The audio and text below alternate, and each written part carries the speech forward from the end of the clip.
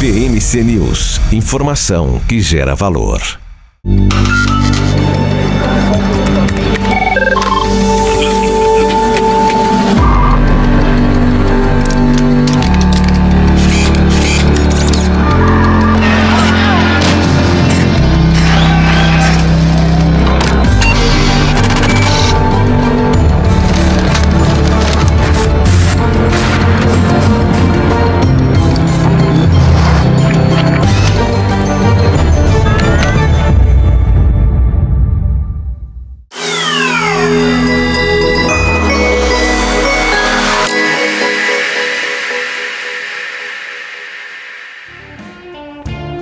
Olá pessoal, muito boa tarde.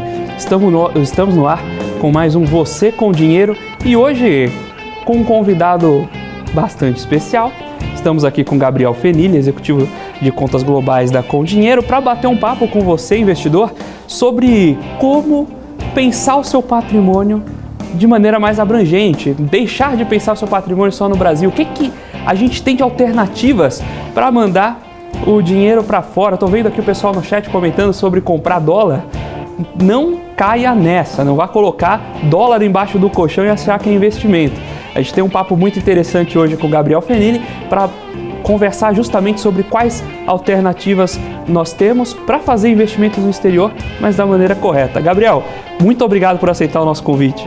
Obrigado a você, Felipe. Boa tarde a você, boa tarde a todos os telespectadores. Vai ser muito legal aqui esse papo com todos vocês. A primeira coisa que eu queria perguntar, Gabriel,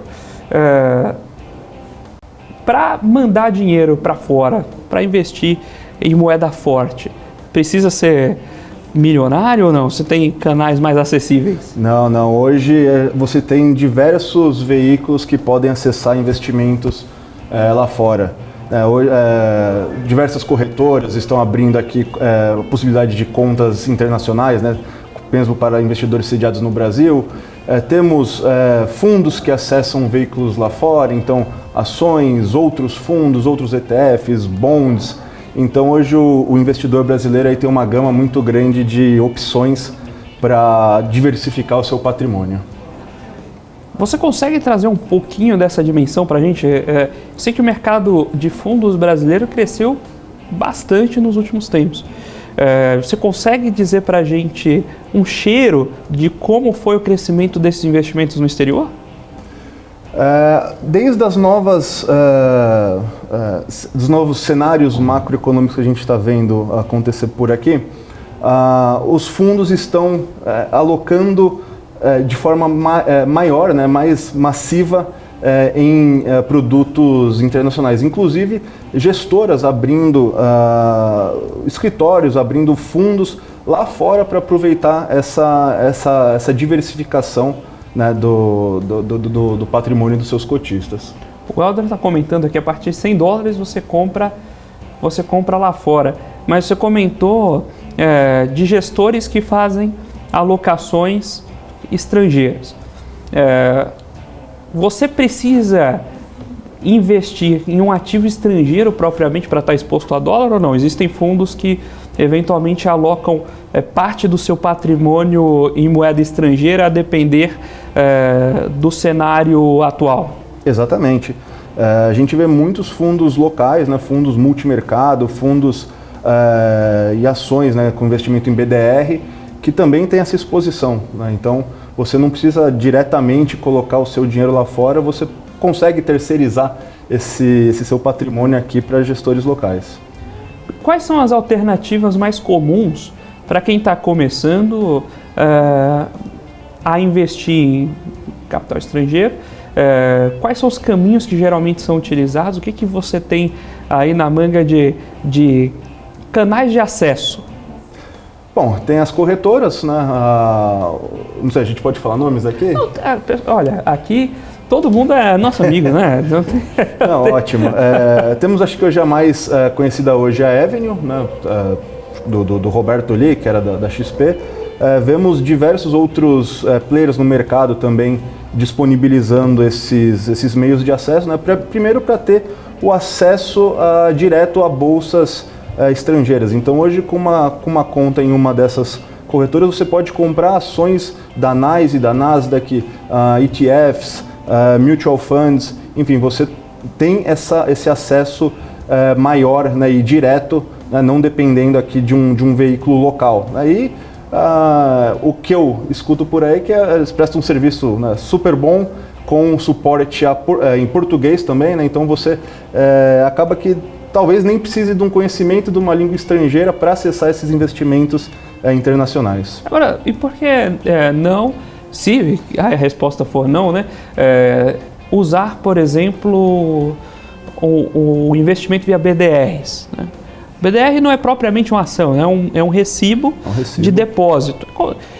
Por que não usar BDRs que já estão aqui, a gente já tem uma tributação mais simples de entender? O que você tem a dizer a respeito dos BDRs em comparação a investir nas ações diretamente lá fora? Perfeito, eu acho que é um trade-off, né? Uma escolha, né? Como toda escolha tem seus pontos prós e negativos. O BDF tem a facilidade de você já investir direto pelo seu home broker, né? O papel, o recibo listado na B3, só que não é o papel em si, é um certificado que você está comprando o ativo lá fora, né? Você, e comprar o ativo lá fora, não, você realmente, aquele ativo está, né, no seu nome, você é o dono daquele ativo.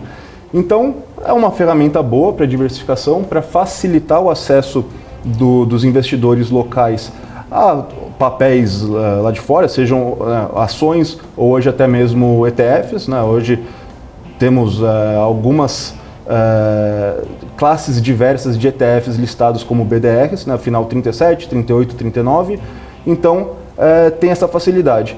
O ponto negativo é que seu dinheiro, né, ainda está no Brasil, né? Então você não está propriamente mandando seu dinheiro para fora se esse for o seu objetivo. Se esse for o seu objetivo, aí tem esses canais que já citamos. Sobre essa questão de mandar dinheiro para fora e ser ou não objetivo, tem uma dúvida que é comum, inclusive a gente tem aqui a pergunta do Solador Tropeiro, né? Como funciona para o IR, né? Então você só vai pagar o ganho de capital quando trouxer o dinheiro de volta, não é isso? Exatamente, exatamente. E aí você tem que gerar uma DARF? Como funciona? Não sou especialista em imposto lá de fora, mas se eu não me engano, sim, você gera uma DARF para o pagamento do ganho de capital sobre o valor lá de fora, mas tem que ser declarado, sim. O Ember perguntou aqui sobre comprar ETF da Nasdaq, né, Nasdaq 11, né, que é um ETF negociado por aqui. Se ele já fica dolarizado com essa, é uma alternativa de investimento. Existem, e aí é um ponto importante, pessoal, vale a pena você olhar no detalhe cada ETF, porque existem ETFs que são já redeados, né? E aí você vai ter a conversão da variação desse ETF, né, para reais, né? Você já cria essa proteção dentro do fundo, o que algumas vezes não é o que você quer ficar exposto em dólar. Então vale muito a pena você olhar o detalhe de cada ETF para saber como se posicionar de maneira adequada à sua estratégia, ao seu asset allocation. Não só ETFs, né, Felipe? A gente também tem fundos locais, né, os fundos que a gente chama os fundos 555, também com essas opções. Então você tem um CNPJ para os fundos não redeados, um CNPJ para os fundos redeados, né? Normalmente podem procurar, tá ali no nome do fundo, XPTO em dólares, né? XPTO em reais. Então você consegue acessar também diferentes estratégias locais, né? Olhando lá para fora, com hedge ou sem hedge, né? Via distribuidoras, plataformas de distribuição de fundos. Eu até comentei aqui, né, para você não colocar o dinheiro... Alguém disse uma vez sobre guardar dinheiro embaixo do colchão como investimento, e parecia uma piada na época, mas muita gente faz isso com dólar.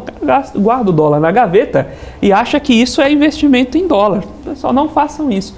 Os manuais de Asset Allocation sempre dizem que você deve ter a escolha do seu Asset Allocation e a escolha do ativo separadas. Mas você pode ter essa escolha separada e depois compactar na escolha do ativo, né? Não faz sentido você comprar uma ação e você compra um pacote de dólares para ficar esperando ali. Já compra a ação no mercado americano, até porque tem uma diversidade maior. Vai ter um desafio na hora de selecionar ativos, né, que quando a gente pensa no mercado brasileiro, a gente tem 400 papéis. E a gente conhece a empresa minimamente, né? Tem empresas mais novas que mesmo assim a gente não conhece, mas poxa vida, você fala, vou investir em Petrobras, em Vale, vou investir em CSN, são empresas que você já conhece, já teve contato, já ouviu falar, né? Quando a gente vai pensar o mercado americano, a começar que são 10 mil papéis, né? Então, como selecionar esse tipo de ativo, né? Eu fico pensando poxa, como é que eu vou decidir se eu invisto em Gap ou em Banana Republic? Como é que eu vou selecionar esse ativo olhando para o mercado exterior? Excelente pergunta, Felipe. Inclusive uma pergunta de $1 milhão, né? Acho que o processo de análise do papel, você não tem muita diferença, né? As métricas de valuation servem tanto para papéis americanos, quanto brasileiros, quanto chineses, né? Isso não muda muito. O que muda mais é a perspectiva dos mercados, né? Você tem que ter um conhecimento um pouquinho maior, né, de onde o papel está inserido.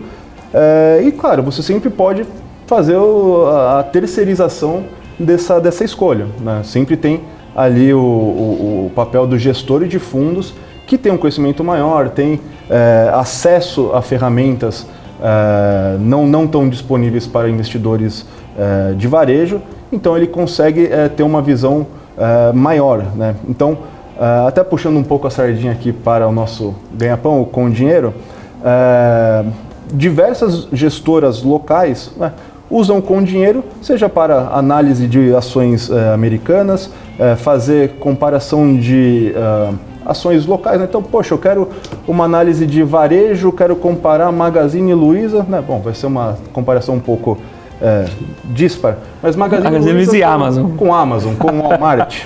Né? Pô, que comparação ingrata, mas é possível, né? Se você quer fazer um benchmark olhando mais global, não sei, é possível fazer essa comparação, né? E também, como eu falei, né, o benchmark. A escolha de benchmark, a escolha do universo de análise é muito importante, né? Então, aqui, né, ainda usando o Com Dinheiro como exemplo, a gente tem acesso a índices globais, índices regionais, setoriais da FTSE Russell. Não sei se você deve saber, né, Felipe, que os índices da FTSE Russell são os índices mais usados pelos institucionais, né? Não são de outras casas, são os índices da FTSE Russell. Então, a gente consegue representar aqui, e eu sei porque eu tenho diversos clientes que usam Com Dinheiro para isso, por exemplo, fazer uma análise de correlação de um fundo que segue papéis imobiliários americanos, né? Dá para fazer no Com Dinheiro. Então, você tendo né, uma junção de duas coisas, são os dados e o seu conhecimento. Então, você tendo essas duas análises, você consegue ali fazer um bom stock picking, um bom até um asset allocation ali para sua carteira. Então, essencialmente as métricas são as mesmas, e aí o que você tem que fazer é garimpar essa informação. Então eu vou puxar aqui a perna do jabá do Gabriel. Então sim, né, Com Dinheiro a gente tem esses dados. Se você quiser encontrar isso num screener, conseguir selecionar as empresas as empresas americanas que têm o maior preço-lucro, você vai conseguir encontrar lá no Com Dinheiro, inclusive na versão Basic você tem acesso. Na versão profissional você tem inclusive acesso a os índices Russell. Nós somos representantes dos índices FTSE Russell aqui no Brasil. Muito bem, aproveitando também essa deixa, vou pedir também para vocês que estão acompanhando Você Com Dinheiro de hoje, deixem o seu like, façam a inscrição no canal da BMC, isso é muito importante para nós, e deixe ali seu comentário, mande ali sua pergunta e a gente vai aproveitar aqui o conhecimento do Gabriel para respondê-la, né? Vamos lá, o Dodô Mariani perguntou aqui pra gente se uma BDR e uma ETF tem a mesma valorização de uma estoque. Você quer responder essa pergunta, Gabriel? Depende de alguns fatores, né?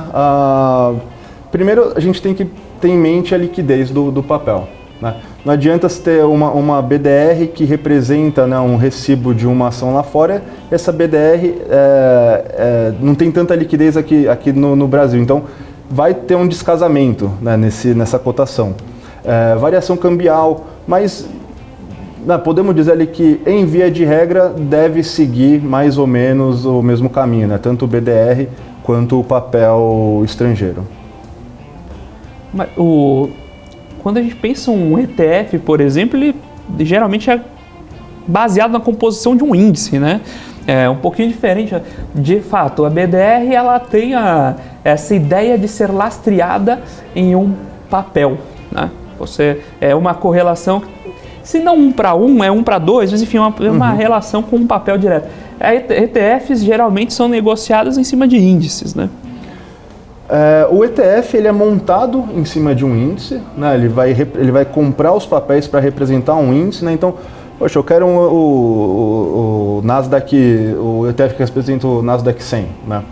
O ETF vai comprar uma bolsa de ações que representa aquele índice, buscando ali uma correlação bem próxima de 1, né? na valorização daquele índice para a valorização das suas cotas, né? O BDR de ETFs, ele vai comprar, vai emitir um certificado no Brasil e comprar esse índice, né? Esse ETF lá fora. Então, indiretamente, ele vai estar comprando o índice.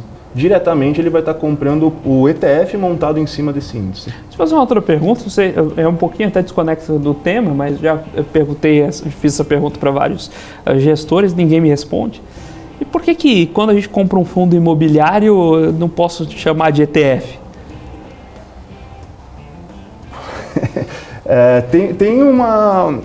Acho que é um descasamento de nomenclaturas, né? O ETF é o Exchange Traded Fund, né? Ainda tem o ETN, o Exchange Traded Notes, o ETP, Exchange Traded Products. Então, na acepção da palavra, né, um fundo imobiliário listado é um ETF. É um fundo listado em bolsa. É um fundo negociado em bolsa. Então, na acepção da palavra, é um ETF. Por padronização do mercado, né, a gente não chama de ETF, né, por convenção. Mas na acepção da nomenclatura, ele acaba sendo. O pessoal está comentando aqui que você pode colocar também o dinheiro Elder, mas você pode também colocar dinheiro direto no fundo cambial. Sim, sem dúvidas, você tem fundos cambiais, inclusive com gestão ativa, né? Então você vai tentar absorver boas variações de mercado, não necessariamente ficar passivo em um papel. Exatamente. Né? É uma possibilidade, mas o mercado de fundos cambiais está bem enxuto, né? É bem enxuto. O fundo cambial você tem que ter em mente, né, as taxas também, né, como um fundo DI, né, as taxas, se forem taxas altas, vão comer um pouco dessa sua rentabilidade na moeda, e é um mercado bem enxuto, né? Acho que de todas as grandes classes CVMs, a menor classe de ativos hoje. Quando a gente pensa você comentou, né, sobre consumir DI. Uma coisa que também a gente vê, não é muito correto no mercado, aquela comparação assim, olha, o dólar é estável, né? Então quanto é tal indicador em dólar, né? Como se o dólar não é estável, pessoal, o dólar tem inflação. E o descolamento de longo prazo entre duas moedas é o diferencial de inflação. O dólar hoje está 5 e qualquer coisa, 5,40, 5,30. Porque desde o começo do plano real, quando era 1 para 1, a nossa inflação consumiu 80% do nosso poder de compra, e mais 85%, e o deles consumiu 20%, 30%, e esse diferencial que chega nesse valor. Lógico, existem oscilações de curto prazo por ambiente macroeconômico, fluxo de capital? Existe. Então tem muito investidor estrangeiro entrando no Brasil, o dólar cai, tem muito investidor saindo do Brasil, o dólar sobe, mas isso é momentâneo. No longo prazo, o que vai pesar é o diferencial de inflação. Se você não tiver isso em mente e tentar operar no mercado futuro de dólar, provavelmente daqui a uns anos você não vai estar operando mais. É uma boa uma boa tese essa, né? Já temos diversos estudos aí que mostram que essas operações geralmente pendem para um lado, né? Dentro das alternativas de investimento no exterior, a gente usualmente escuta um filme muito interessante, com a participação até de um ator, do Antônio Bandeiras, né, que é a Lavanderia, que fala sobre os Panama Papers, né? Existe no ideário popular o conceito de que investir no exterior ainda passa por ter uma lavanderia, né, para mandar esse dinheiro. Você precisa conhecer alguém que conhece alguém que faz alguma coisa para você. Exatamente. É isso mesmo? Não. Investimentos em offshore, investimento em paraísos fiscais são legais, né, são permitidos, são estruturas previstas em lei. Temos diversos prestadores de serviço que se dispõem, né, a facilitar esse acesso. O que são paraísos fiscais, né? Acho que vale a pena falar isso. Paraísos fiscais são lugares, países, estados com vantagens fiscais, né? Então, por exemplo, o estado de Delaware, né, nos Estados Unidos, é um paraíso fiscal. Cayman, né, muito famoso. As ilhas britânicas ali, Jersey, Guernsey, Irlanda, paraíso fiscal. Então, são montadas estruturas, né, que usam desses paraísos para, né, pagar menos imposto, alguma coisa assim. Isso é legal, né? O que é ilegal é você ocultar isso, né, da Receita Federal, você não declarar isso. Mas sendo declarado, você não precisa de um cara que conhece um cara para arrumar essa estrutura para você. Falando em caras que conhecem caras, embora você não precise, às vezes esses caras são bons, né? E aí vem a questão de como funciona a gestão de fortunas. Como você, não só em termos de planejamento tributário, mas existem títulos muito interessantes lá fora que a gente eventualmente não pega emissão aqui no Brasil. Mas para falar desses títulos, eu vou pedir para você segurar um pouquinho até o segundo bloco e agora a gente vai para um pequeno intervalo. Mas não saia daí, daqui a pouco a gente volta com mais Você com o Dinheiro, discutindo esse tema que hoje é muito relevante de como pensar suas alocações de maneira global. Não perca!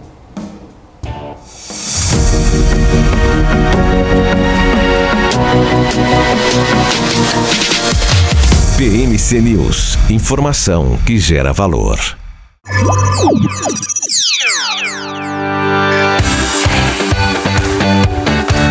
Aqui você pode negociar índices como DAX, Nasdaq e S&P 500 e commodities como soja, cobre, petróleo e café.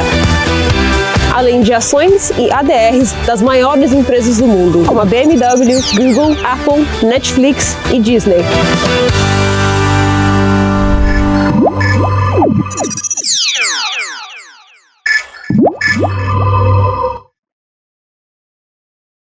Você está cansado da mesmice? Negociando em plataformas com ferramentas desatualizadas? Falta variedade e funcionalidade? Aproveite nossa grande seleção de ferramentas de trade. Baixas taxas de negociação, suporte em português 24 horas por dia, com mais de 200 criptomoedas disponíveis para trade e a facilidade de depósitos com Pix. Aproveite o futuro agora. Bybit. Abra sua conta hoje mesmo. Bybit.com.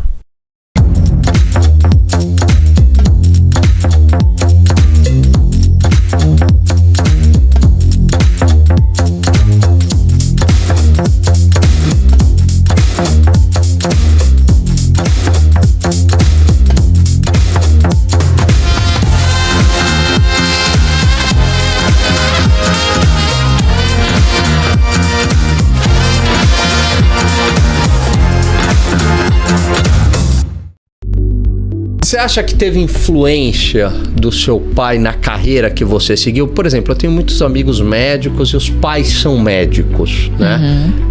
Minha mãe é professora, eu virei... É uma das minhas atividades, eu virei professor. Você acha que tem isso, assim, os pais acabam influenciando na escolha dos filhos? Totalmente, totalmente. A minha mãe também trabalhava em corretora. Meus pais se conheceram porque ela trabalhava em custódio de uma corretora e lá se conheceram e, enfim, se apaixonaram. E o resto é história, né? Mas sem dúvida nenhuma tem muita influência, porque o meu pai é uma pessoa, assim, muito analítica e a vida dele é ações. Tá. A vida dele é o trabalho. Olá pessoal, estamos de volta com o segundo bloco do Você com Dinheiro de hoje, falando com Gabriel Fenili, aqui um bate-papo sobre investimentos no exterior. Estava falando no intervalo, inclusive, sobre algumas, como é que eu posso chamar, oportunidades que existem no mercado global de bonds, né? A gente fala aqui recorrentemente no programa que o mundo é determinado pela renda fixa. Embora ações deem mais notícias, o mundo, 70% do mercado global, 80% do mercado global está em renda fixa, seja pública, notas do Tesouro, bonds do Tesouro e assim por diante de cada país, seja dívida privada. O mercado de crédito privado no mundo é muito forte. E aqui a gente estava conversando sobre a emissão de bonds em Cayman, né? Porque a gente está falando bastante sobre oportunidades fora. Teu cara conhece um cara, mas no Wealth, Fenili, hoje em dia, é comum ou não é comum você ter alocações em bonds estrangeiros para esse pessoal de alta renda? É muito comum, sim, Felipe. As oportunidades de emissões locais mesmo, de bonds lá fora, são diferentes das emissões aqui, né? As condições macroeconômicas, as condições de captação são diferentes. Então, hoje, claro, com o CDI do jeito que está, talvez não sejam tão atrativas assim, né? Mas coisa de 2 anos atrás, estava sendo bem interessante você ir comprar bonds, bond da CSN, bond da Petrobras, e comprar na Europa, e comprar onde eles estão sendo listados, né? Então, tem sim essa possibilidade. A gente vê muitos wealths, muitos private banks fazendo esse movimento de pesquisar, né, oportunidades mesmo de empresas locais lá fora. Você falou de empresas locais lá fora, eu lembrei de um caso. Vê se você se lembra disso também. Tinha ou não tinha um bond emitido em Cayman, mas em dólar, para investidores estrangeiros? Porque tem isso também, depois você pode comentar sobre emissões locais para investidores estrangeiros, não é isso? De Banco do Brasil a uns 6,5% ao ano em dólar, na época o CDI estava uns 4%. Tinha esse caso ou não tinha? Tinha. Quer coisa mais fácil que isso? O risco de Banco do Brasil a 6,5% lá fora. Para quem tem acesso a essa diversificação de investimento, é um no-brainer, né? A gente tem bastante contato com wealths e family offices do Brasil inteiro, e o interesse e a sofisticação desse segmento no mercado brasileiro é palpável o quanto está crescendo, né? Antes, poxa, a gente, acho que 10 anos atrás, era um segmento, não, a parte de investimento offshore, né, para esse segmento era coisa quase que não existente. Hoje, puxa, a gente vê casas com escritórios em Londres, Singapura, Miami, né, especialistas, trazendo especialistas de fora. Então, esse crescimento é muito, muito interessante, né? A gente vem assistindo, né, de camarote, né, no nosso caso, essa evolução do mercado e da sofisticação aqui disponível para os investidores locais. Qual o ticket de entrada num bonde desse? Varia muito. Acho que 100 mil dólares costuma ser um valor meio que padrão, né, para essa entrada, mas como aqui no Brasil não tem uma padronização. Você falou de 100 mil dólares, você está falando de, fazendo a conta por alto aqui, R$500 mil para você entrar nesse jogo. Não. Naturalmente você não vai colocar todo o seu patrimônio em um bonde só. Então a gente está falando de uma diversificação saudável, a gente está falando de quem acessa esse mercado, geralmente quem está no segmento private, 3, 4 milhões em diante. Exatamente. Nessa curva, a presença é grande ou pequena? E outra coisa, quando a gente pensa em rentabilidade global da carteira, como é que a gente consegue, por exemplo, avaliar a performance desses ativos? Você consegue, geralmente, o investidor que acessa esse tipo de mercado, vê isso de maneira consolidada, vê isso 1 a 1, vê os rendimentos no exterior e locais, como funciona o dia a dia desse mercado? Perfeito. Pegando a nossa experiência, né, aqui usando o Com Dinheiro para a consolidação de carteiras, o que eu mais vejo são casas montando diferentes estruturas para diferentes moedas. Então, eles vão ter uma carteira em real, uma carteira em dólar, uma carteira em euro, uma carteira em yuan, né?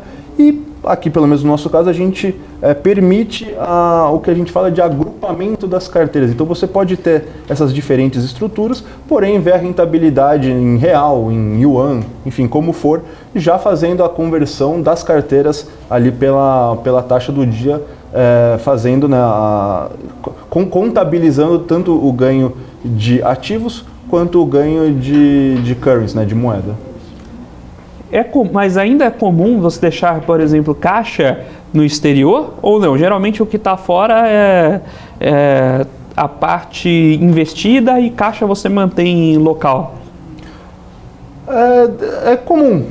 Eu vejo bastante, até por facilidade, né? Facilidade de acesso seja a contas ou mesmo a investimentos, oportunidades, né, que surgem repentinamente. Então, da mesma forma que a gente vê carteiras aqui com caixa em real, essas carteiras também offshore, né, também possuem ali algum caixa. O pessoal está comentando aqui que se tem uma coisa eficiente nesse país é a Receita Federal. Pessoal, nem Al Capone fugiu da Receita. Isso não é uma característica exclusiva do Brasil, você entendeu? Você tem o governo, detém a força da arma e detém alguém que cobre por ele. Você acha que ele vai deixar alguma coisa passar, pessoal? Não. Então, se você não pode, se tem uma coisa que você não vai fugir, é da Receita. Em qualquer lugar do mundo, a Receita vai ser eficiente a gente pegar. Procure casos recentes. Na verdade, eu diria que são dois elementos. Você não consegue vencer o mercado, inclusive o regulador do mercado, né? Então você acha que, olha, eu estou fazendo aqui um insider information, a CVM nunca vai pegar? Ela pega. Demora um pouco? Demora, a gente sabe que é difícil. Não é sempre que a gente consegue fazer isso de forma eficiente, mas demora, mas pega. Então não tente bater o mercado, não tente ser o esperto do mercado, você não vai conseguir. E a segunda coisa é a Receita Federal, você não vai conseguir vencer a Receita Federal. Sempre vai ter alguém mais esperto que você. Sempre é uma lei, desde que o mundo é mundo, essa lei é vigente, né? Sobre a Receita, como meu pai sempre me diz, né? Acredito que ele está assistindo a gente agora, se tem uma coisa que funciona no Brasil é quem vai arrecadar o dinheiro para mover toda a máquina pública. Então, não fique em dívida com esta máquina aqui que nos chama uma vez por ano, às vezes mais, né? Então, esse é um conselho bom para levar sempre para a vida. E com esse conselho do pai do Gabriel, a gente chama o segundo break, daqui a pouco a gente volta com o terceiro e último bloco do Você com Dinheiro de hoje.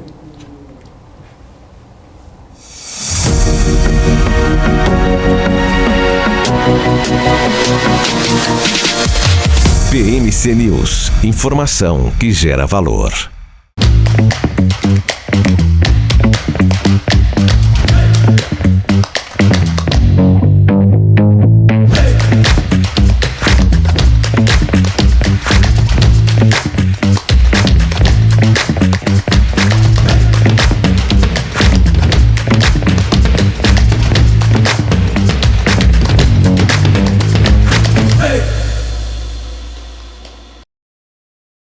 As empresas que fazem parte do seu dia a dia estão em uma das maiores bolsas do mundo, a Nasdaq. E a boa notícia é que você pode investir nessas empresas diretamente pela Avenue, sua corretora nos Estados Unidos. Com os dados das ações dos Estados Unidos fornecidos pela Nasdaq em tempo real, o cliente Avenue pode acessar diretamente as maiores bolsas do mercado americano. Entre neste mercado de tecnologia e inovação. Acesse avenue.com.br/Nasdaq e seja bem-vindo ao mercado global. Se você ficar bilionário, o que você faria? Acho que eu continuaria fazendo a mesma coisa que eu faço hoje, trabalhando. Acho que a pessoa, quando não tem um trabalho, quando não tem um propósito, não tem nada, né? E aí quando chega lá, descobre que dinheiro não é tudo, né? E a coisa mais importante da vida é? Família.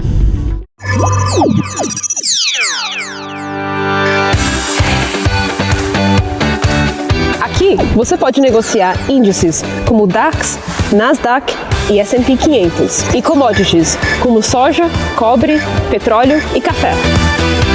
Além de ações e ADRs das maiores empresas do mundo, como a BMW, Google, Apple, Netflix e Disney.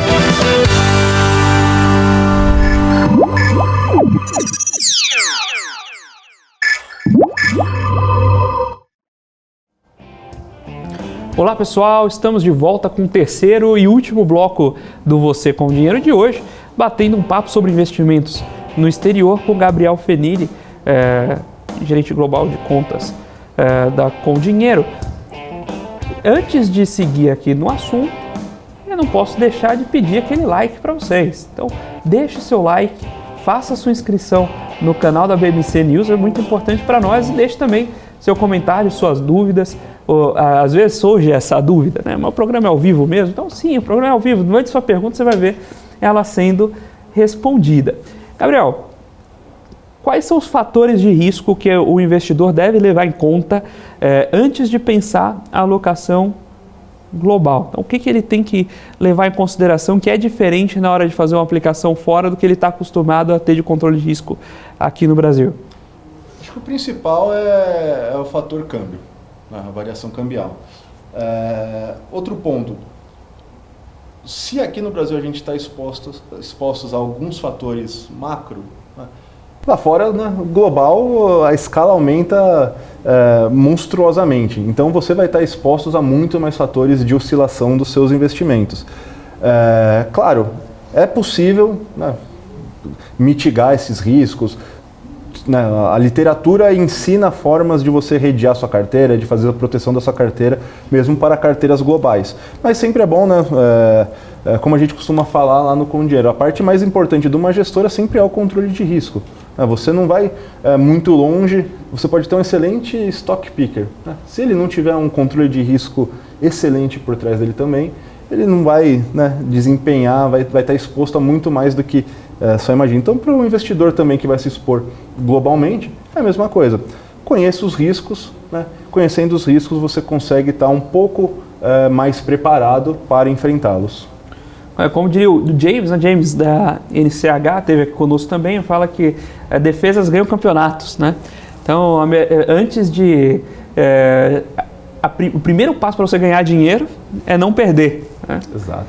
Parece trivial, mas não é. Ataques vendem cursos, defesas ganham campeonatos. Exatamente, excelente. Essa aqui, o pessoal que está acompanhando a gente fazer os cortes, depois de deixar no canal da Com Dinheiro, não perca esse corte maravilhoso, Fenili, né?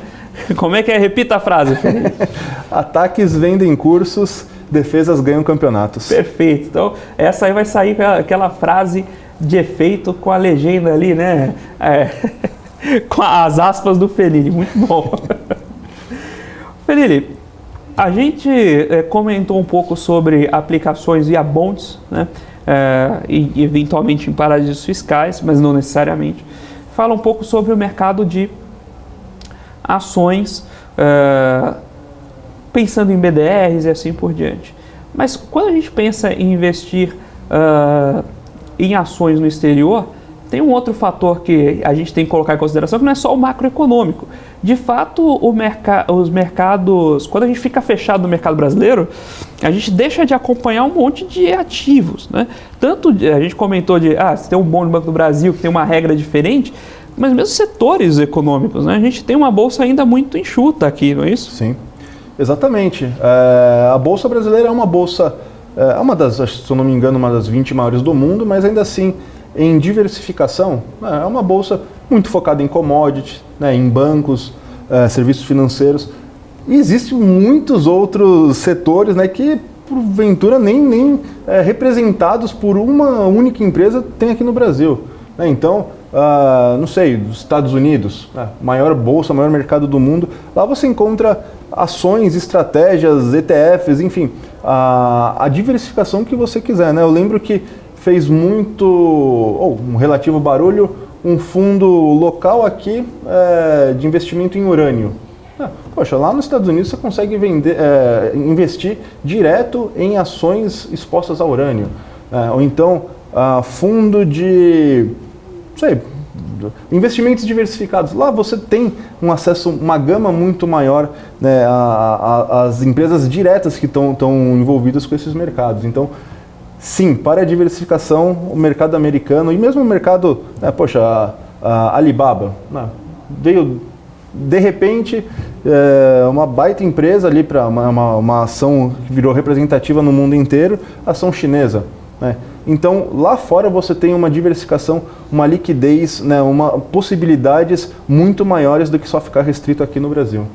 E você tem, a gente conversou com o pessoal da Nova Futura aqui, e eles comentavam, né, quando você vai, especialmente no mercado futuro, faltam matches, né? Você tem um produtor de soja, tudo bem, a gente tem futuro de soja aqui, mas vai ter um produtor de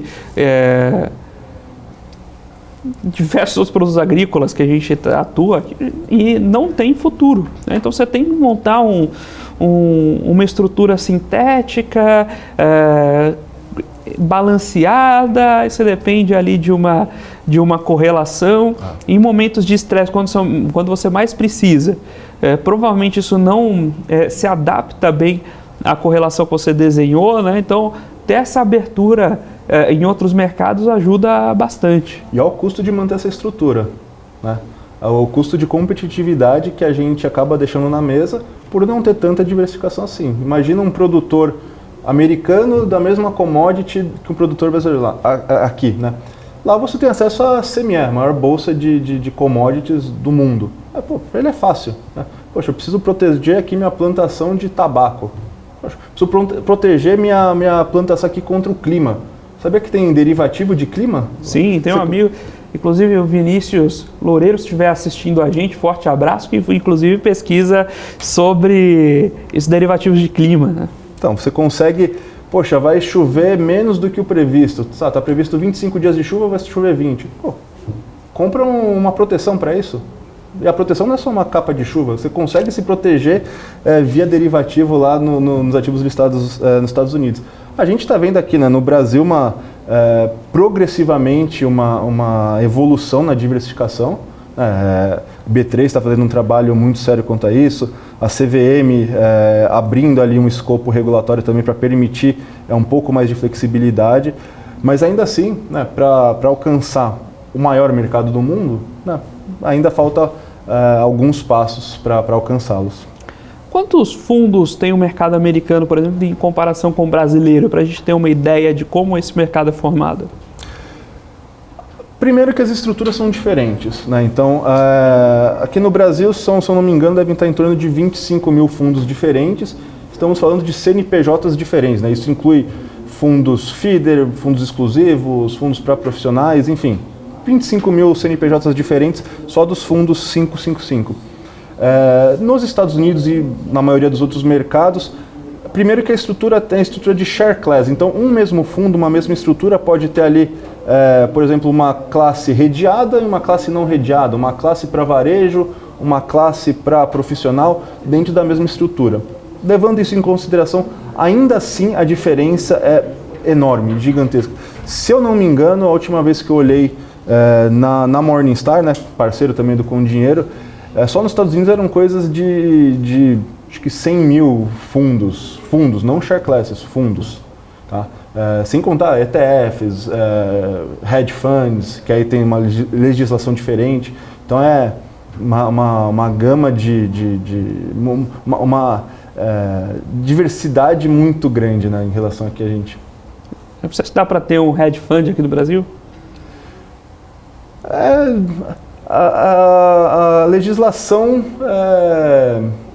brasileira, né, que é bem avançada, né, em comparação de outros países, ela não permite tanto a flexibilidade que um hedge fund precisa, né, em relação se ele estiver domiciliado em outros países, né? Então, claro, a gente tem, né, gestoras aqui, hedge funds sediados no Brasil, né, mas os fundos não estarão o que a gente fala, né, de domiciliados no Brasil, né? Eles não estarão sob as leis da CVM, por exemplo. Mas temos, claro que temos.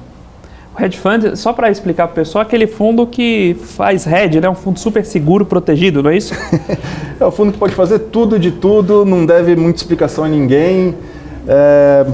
Enfim, o que vocês veem aí nas séries, por exemplo, o Billions, o fundo do Axelrod, é um hedge fund, né? Então ele não deve muita explicação a ninguém, nem mesmo aos acionistas, né? Na maioria das vezes. É da cabeça do gestor e é assim que ele consegue a sua rentabilidade.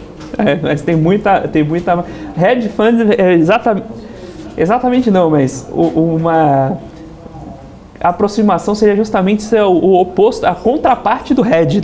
É o camarada que toma o risco que o sujeito está hedgeado não quer tomar, né? Exatamente, ele vai tomando risco e seja o que Deus quiser. Muito bem. Pessoal, com isso nós vamos encerrando aqui o Você com Dinheiro de hoje, com a participação do Gabriel Fenini. Gabriel, muito obrigado por ter aceito o nosso convite, participar do programa hoje. Obrigado pelo convite, Felipe. Foi um prazer estar aqui com vocês. Espero que você volte mais vezes, a gente expanda um pouco esse bate-papo. Agora fique com o Top News para o fechamento de mercado e amanhã a gente está de volta com mais Você com Dinheiro. Até lá!